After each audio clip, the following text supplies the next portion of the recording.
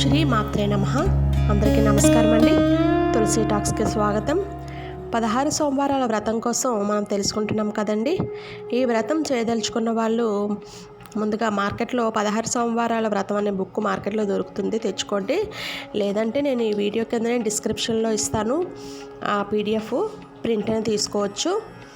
అవి రెడీగా పెట్టుకోండి.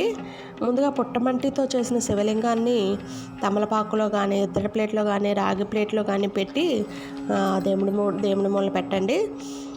అభిషేకాలు అవి మరి ఆ లింగానికి చేయడానికి అవ్వదు, ఎందుకంటే అప్పటికప్పుడు చేస్తాం కాబట్టి అది మట్టి శివలింగం కదా, కరిగిపోతుంది. కాబట్టి మీ దగ్గర వేరే శివలింగం ఉంటే ఆ లింగానికి అభిషేకాలు చేసుకోవచ్చు. లేదనుకుంటే పర్వాలేదు, లేకపోయినా ఇబ్బంది ఏం లేదండి. ముందుగా పూజలోకి వెళ్ళిపోతే ఆచమనము, సంకల్పము చెప్పుకోవాలి.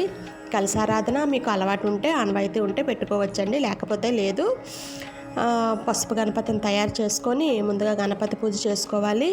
తర్వాత ధ్యానం, ఆవాహనం, ఆసనం, పాద్యం, ఆచమనీయం, స్నానం, వస్త్రం, యజ్ఞోపవీతం, గంధం, పుష్పం సమర్పించాక అంగపూజ చేసుకోవాలి. తర్వాత ధూపం, దీపం, నైవేద్యం, క్షమ ప్రార్థన, తాంబూలం, నీరాజనం, మంత్రపుష్పం ఇవన్నీ చెప్పుకోవాలండి. తర్వాత అన్నిటికంటే ముఖ్యమైన ఘట్టం మనకి అర్ఘ్యప్రదానం అండి. అర్ఘ్యప్రదానం కరెక్ట్గా ఎలా చేయాలి ఏంటి అనేది నేను దీన్ని నెక్స్ట్ వీడియోలోనే పెడతాను, తప్పకుండా చూడండి. మనకి క్లియర్గా నేను పెడతానండి, మీకు ఎటువంటి సందేహం ఉండదు. క్లియర్గా వీడియో చూడండి.